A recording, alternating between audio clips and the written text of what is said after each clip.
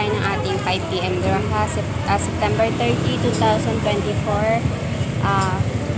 For 5 PM draw po, ang aking mga probables ay start po muna tayo sa maintain ha. For 5 PM po to. Pero itong maintain ko, mga 3 days po. 998 or 988. So, start po tayo sa double ha.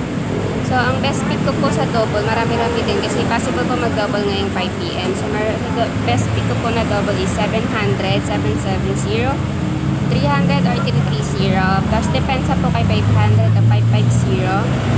And 855 or 885. So, binaliktad ko lang po ha. Next po kay Scalera tayo. Iska po natin is, ang best pick ko po is 890 or 867. Depensa kay, or rest ba kay 324 o 210 ha. And next po, wait lang. Sa plus minus natin, sa minus po meron tayong 864 or 642.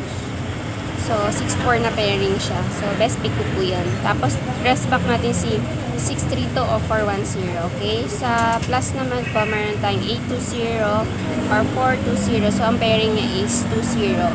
Rest back po yan. And ang best pick po natin sa plus is 076 and 289. Best pick priority po, mga best pick o best combi natin ha. Next po, special combi. Kanina yung 713 natin ng daspan tayo, special combi po yun. So, special combi natin to for 5 PM is 587, 837, or 503, and 290. So, ang pinaka-bet ko po dito is,